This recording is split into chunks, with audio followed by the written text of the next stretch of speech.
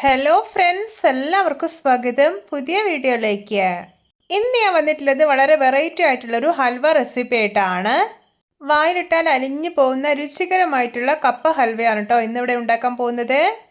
എന്നും പറയുന്ന പോലെ വീഡിയോ കണ്ടിട്ട് ഇഷ്ടപ്പെടുവാണെങ്കിൽ ലൈക്ക് ചെയ്യുക, ഷെയർ ചെയ്യുക, കമൻറ്റ് ചെയ്യുക, ചാനൽ സബ്സ്ക്രൈബ് ചെയ്യാനും മറക്കരുതേ. പിന്നെ ഫേസ്ബുക്കിലൂടെയാണ് വീഡിയോ കാണുന്നതെങ്കിൽ പേജ് ഫോളോ കൂടി ചെയ്യണേ. ഒപ്പം നമുക്ക് നേരെ വീഡിയോയിലോട്ട് പോവാം.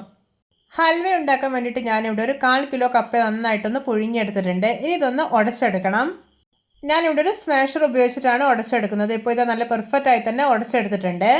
ഹൽവ ഉണ്ടാക്കുമ്പോൾ നല്ല പൊടിയുള്ള കപ്പ തന്നെ എടുക്കാനായിട്ട് പ്രത്യേകം ശ്രദ്ധിക്കണേ. സ്മാഷർ ഉപയോഗിച്ചിട്ട് തന്നെ ഇത് ഉടച്ചെടുക്കണം എന്നില്ല, കൈകൊണ്ട് ഉടച്ചെടുത്താലും മതി. നല്ല പൊടിയുള്ള കപ്പയാണ് എടുക്കുന്നതെങ്കിൽ പെട്ടെന്ന് തന്നെ ഉടഞ്ഞു കിട്ടും. ഇനി ഇതിലോട്ടൊരു 1/2 ഗ്ലാസ് ഇളം ചൂടുവെള്ളം ഒഴിച്ചു കൊടുക്കാം. എന്നിട്ട് നന്നായിട്ടൊന്ന് മിക്സാക്കി എടുക്കുകയാണ്.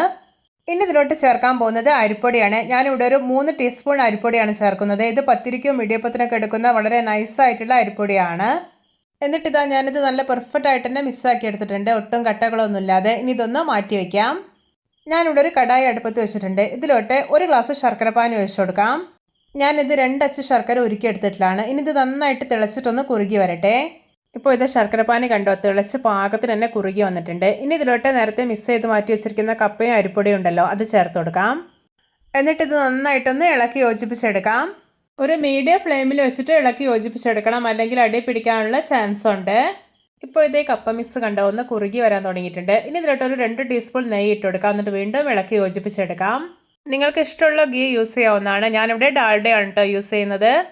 വളരെ കുറഞ്ഞ ഇൻഗ്രീഡിയൻസ് മാത്രം ഉപയോഗിച്ചിട്ട് എളുപ്പത്തിൽ ഉണ്ടാക്കിയെടുക്കാൻ പറ്റുന്ന രുചികരമായിട്ടുള്ള ഒരു കപ്പ ഹൽവയാണിത്. എല്ലാവരും ഇതുപോലെ ഒന്ന് ഉണ്ടാക്കി നോക്കണേ. ഇല്ല, ഇതിലോട്ടൊരു 1 ടീസ്പൂൺ നെയ്യ് കൂടെ ചേർത്ത് കൊടുക്കുന്നുണ്ട്. ഇപ്പോൾ ഇത് കണ്ടോ, ഇതിൻ്റെ കളറൊക്കെ ചേഞ്ച് ആയിട്ട് കടായിൽ നിന്നൊക്കെ വിട്ട് വരാൻ തുടങ്ങിയിട്ടുണ്ട്. ഇനി ഇതിലോട്ട് നല്ലൊരു ഫ്ലേവറിന് വേണ്ടിയിട്ട് 1/4 ടീസ്പൂൺ വനില എസൻസ് ചേർത്ത് കൊടുക്കാം. ഇല്ല, നിങ്ങളുടെ കയ്യിൽ വനില എസൻസ് ഇല്ല എന്നുണ്ടെങ്കിൽ ഏലക്കാപ്പൊടി ചേർത്താലും മതി. പിന്നെ കുറച്ച് തേങ്ങാക്കൊത്ത് കൂടെ ചേർത്ത് കൊടുക്കുന്നുണ്ട്. എന്നിട്ട് നന്നായിട്ടൊന്ന് ഇളക്കി യോജിപ്പിച്ചെടുക്കാം.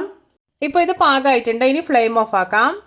ഇനി ഇത് നല്ല ചൂടോടെ തന്നെ ഹൽവ സെറ്റ് ചെയ്യാനുള്ള പാത്രത്തിലേക്ക് ഒഴിച്ചു കൊടുക്കാം. ശേഷം ഇതിൻ്റെ മേൽഭാഗമൊക്കെ ഒന്ന് ലെവൽ ചെയ്ത് കൊടുക്കാം. ഇനി ഇതൊരു 2 മണിക്കൂർ സെറ്റ് ചെയ്യാൻ വേണ്ടിയിട്ട് മാറ്റി വയ്ക്കുകയാണ്. ഇപ്പോൾ ഇത് 2 മണിക്കൂറായിട്ടുണ്ട്. നമ്മുടെ രുചികരവും നല്ല ഹെൽത്തിയും സോഫ്റ്റും ആയിട്ടുള്ള കപ്പ ഹൽവ ഇതാ പെർഫെക്റ്റ് ആയി തന്നെ സെറ്റായി കിട്ടിയിട്ടുണ്ട്.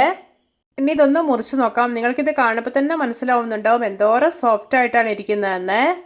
വായിലിട്ടാൽ അലിഞ്ഞു പോകുന്നൊരു ഹൽവയാണ്. എത്ര കഴിച്ചാലും മതി വരില്ല. പിന്നെ നമ്മൾ മറ്റുള്ള ഹൽവയൊന്നും ഉണ്ടാക്കിയെടുക്കാനുള്ള സമയമൊന്നും ഇതിന് ആവശ്യമില്ല. വെറും 30 മിനിറ്റിനുള്ളിൽ തന്നെ ഇത് റെഡിയായി കിട്ടും. എല്ലാവർക്കും എൻ്റെ വെറൈറ്റി ആൻഡ് ടേസ്റ്റി കപ്പ ഹൽവ റെസിപ്പി ഇഷ്ടപ്പെട്ടെന്ന് വിചാരിക്കുന്നു. ഇഷ്ടപ്പെട്ട് സപ്പോർട്ട് ചെയ്യാൻ മറക്കരുതേ. അപ്പോൾ ഇതുപോലെയുള്ള വെറൈറ്റി വീഡിയോകളായി നമുക്ക് വീണ്ടും കണ്ടുമുട്ടാം. Okay, bye bye.